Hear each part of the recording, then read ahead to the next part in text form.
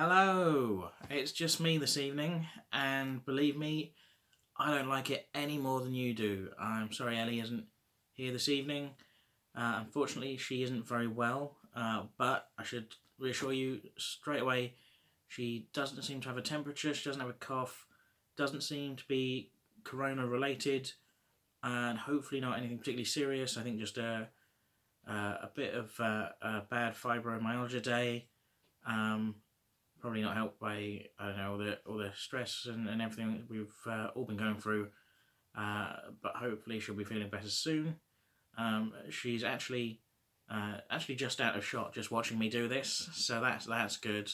Makes me feel like I really have an audience in a way that you would think as a comedian I'm used to, but is instead making me feel weirdly self-conscious.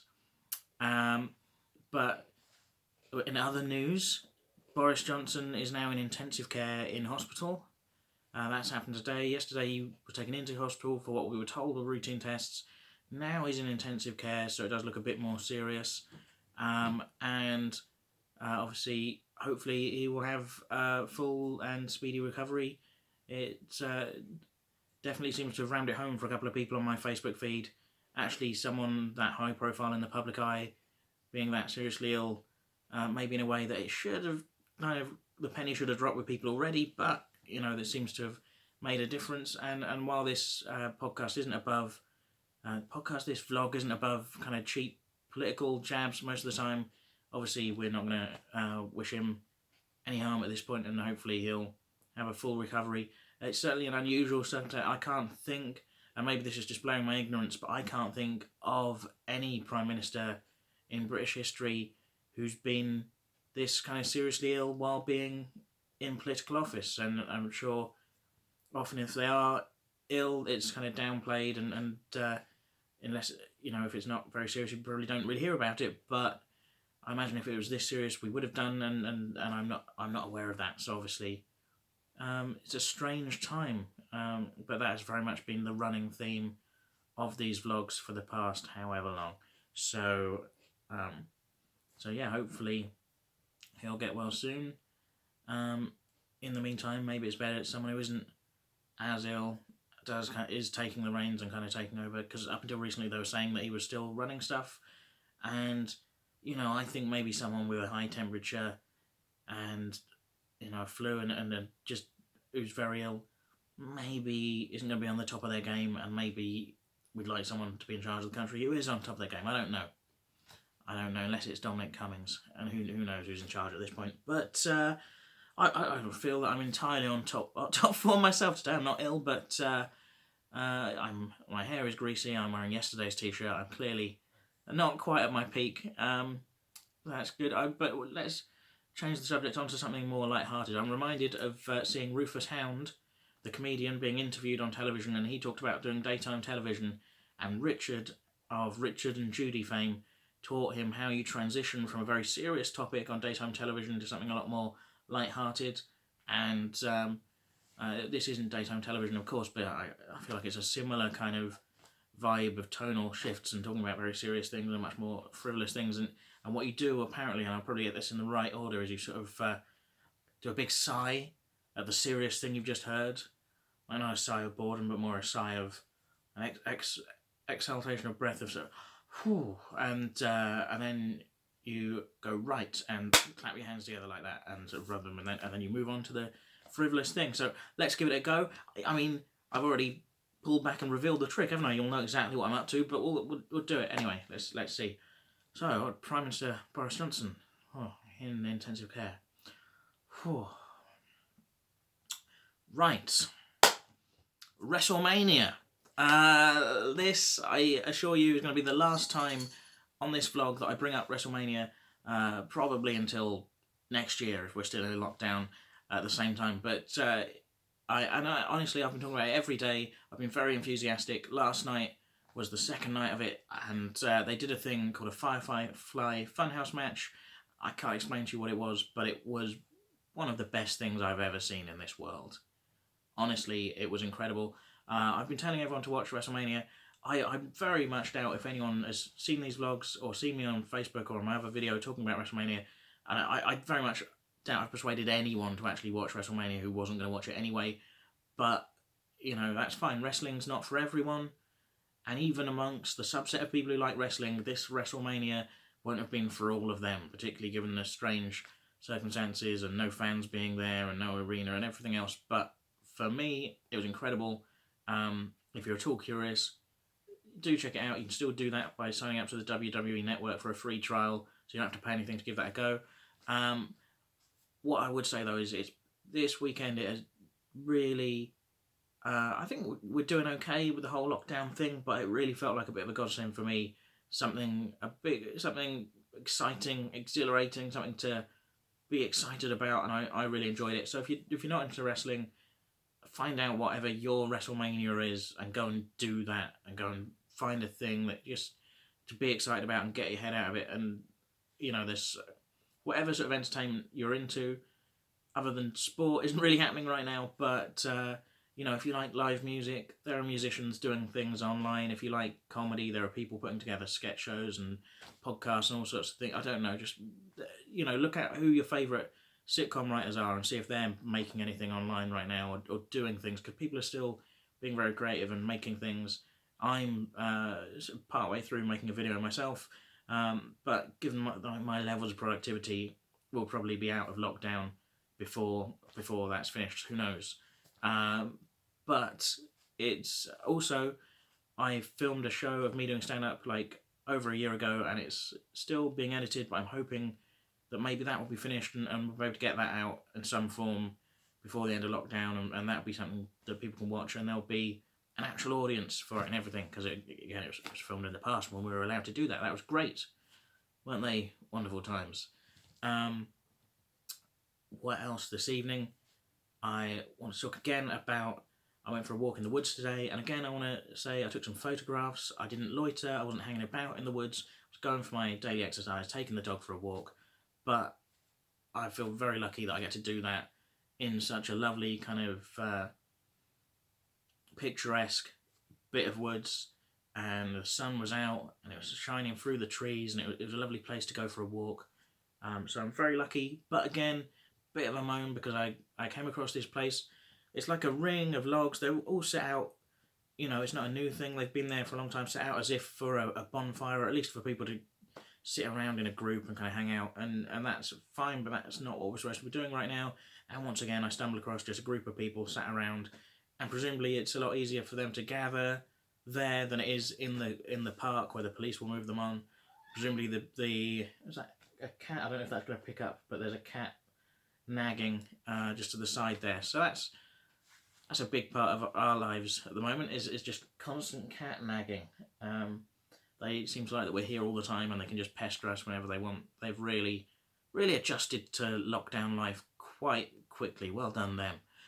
But as I was saying, people gathering in the woods, presumably not being moved on like they would be if they were in a park, and maybe that's why they're choosing the woods, but just don't. Again, I realise I'm talking to you and probably preaching to the converted. These guys seem like they were quite young, probably even teenagers, and maybe it's hard if you have a teenager and they say, I'm going out for my one exercise, but they've been texting their mates and their mates are going, yeah, let's go to the place, and maybe they're young and they're not taking it very seriously and they feel like they're invincible, and it's hard to kind of, I guess, to stop them going out for an exercise and then who knows what's happening. Who knows? I'm quite tired. But certainly I do feel like I've got a friend, Drew Taylor, who is also a stand-up comedian, and he has been talking on Facebook about seeing people outside, sort of not social distancing, doing irresponsible things. People going out, one thing he mentioned is people going out taking their kids on driving lessons. He's seeing cars going around with L plates on. That is not essential travel, guys. You can't even book a test right now.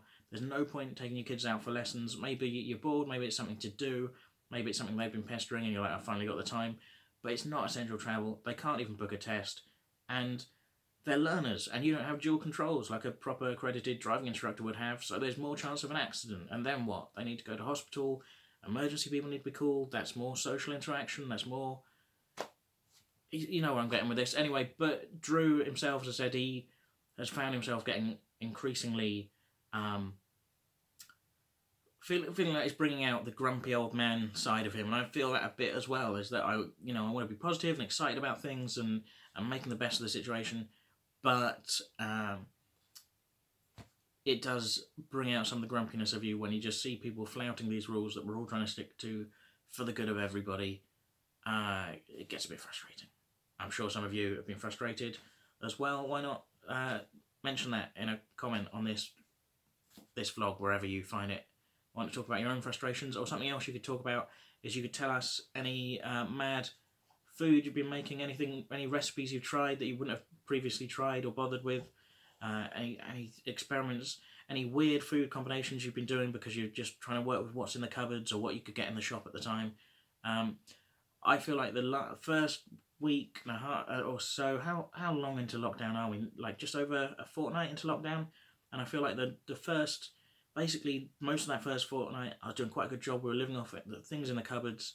We were slowly working through it. We were having some like frozen burgers and fish fingers and stuff, but also mixing in some proper recipes and trying some things. And I made a nice vegan chili, and this weekend just gone, I've managed to send Ellie to the shops, and she's very kindly gone and got some bits, and this weekend has just all been about junk food. So I'm going to try and get back on it and do some more proper cooking. I'm going to have like a nice roast probably tomorrow. I did nachos this evening though. Nothing particularly special about them, just an old El Paso nacho kit. I did put some chorizo on there, and it says that they serve 3 to 4 those boxes, but I ate it all to myself, so don't let anyone tell you I haven't achieved anything today. I've done that, if nothing else. We're coming to about 12 minutes now, and normally these things run to about half an hour, but I feel like it's more fun when Ellie's here, and probably more fun for you guys to watch as well, so I'm not going to drag this out, although I've just remembered there is one more thing. I live in Newport, as I think I've mentioned before. If you're watching this, if you know us, you know that, but if you're watching this somehow and you don't know us, great, thank you for watching, but yes, we are in Newport, which it turns out has the highest concentration of cases of coronavirus anywhere in the country, including in London. Concentration-wise, we are number 1 in that poll. I don't know why, I don't know what that means, I don't know what is the cause of that. Initially, when I knew we were high for Wales, I think I've said before, I assumed we were just kind of spreading from England, and we're on the edge of Wales, and it made sense to me that we were the kind of corridor for it all to come through into Wales, and it would make sense we'd have a high proportion of cases. But we're not just high in Wales, we're high in the whole UK. We're the highest in the whole UK, including various boroughs of London. So, don't know why, don't know how to feel about that. I mean, it's not great for us, obviously. It might just be an issue that it's being tested more in Wales, because Cardiff has the second highest concentration, so maybe that just means there's more testing going on, and maybe that's a good thing. Maybe it means we're a little bit more on it in Wales. I don't want to say that. I'm not, not getting competitive, but and I certainly have no facts to back that up. So, but yeah, I wish I did have some facts that would really round that out as a sort of a story or segment of this vlog, wouldn't it? Are you sensing? Can you sense the tiredness coming at you through the screen? And I've done very little all day. There's no real reason for it. I think it's just a sort of slight emotional fatigue setting in. And also, I was trying to, because I am a comedian, I was trying to write something amusing.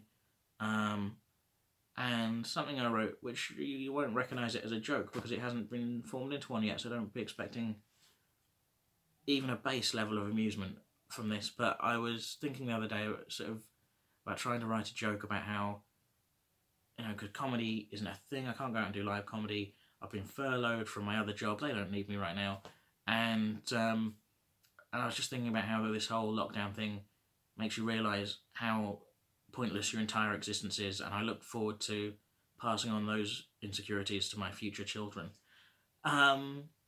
Which I meant as a joke, but then you sort of think, I do think that.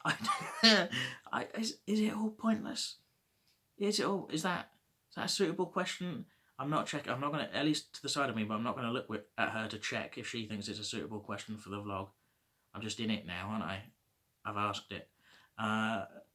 So, but I guess I say that because if you're feeling a bit pointless and a bit futile and like what's it all about? You're not the only one. Me too. I'm feeling it. But that said, last night I watched WrestleMania, and that there are a lot of arguments about whether or not that should even go ahead, whether they should be doing it under the circumstances. And they did do it, and I found it a wonderful distraction, and it brought me a lot of happiness. And you could argue that WrestleMania is also entirely kind of pointless and unnecessary and futile and doesn't mean anything and it isn't necessary. And the animals are turning on each other out of shot just as I reach sort of a conclusion to this point. But anyway, I think it's just spurred me on to go, right, I'm going to try and maybe make some more videos or do something a bit more creative. And maybe that's not important either, but it gives you a sense of purpose that maybe someone will have some fun and enjoy that. And that would be great. So if I do that, they'll be on Facebook, all the usual places. So watch those too. But I'll tell you about them nearer the time when I've actually made them.